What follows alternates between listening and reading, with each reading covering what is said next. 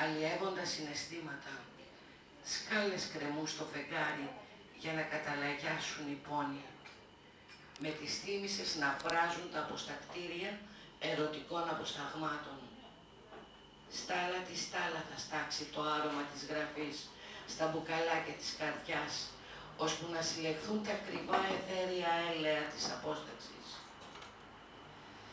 Στη Μίνα Παπα-Νικολάου αναγνωρίζουμε την απόφαση των λέξεων να αποκαλυφθούν και να χαράξουν σελίδες, στάζοντας το αίμα του ποιητή, βραδιές που η σελήνη αντιφεγγίζει στα πιο απόκρυφα μυστικά, στις ενδότερες ενδοσκοπήσεις.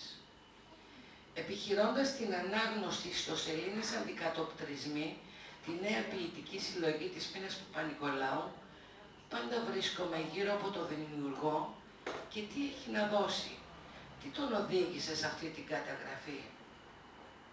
Κι όμως, τα χέρια δεν ξεχνούν να γράφουν ό,τι το σώμα θυμάται, ό,τι ο νους αναπολύει σε βράδια παρηγοριάς.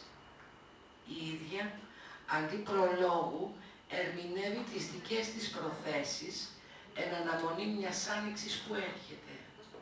Φθάνει.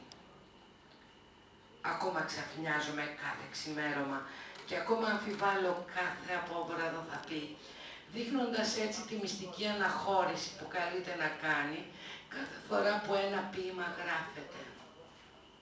Εδώ δεν αναζητείτε το ύψος. Άλλωστε, τα μεγάλα λόγια και υπερβολές δεν είναι χαρακτηριστικό της ποιήτριας.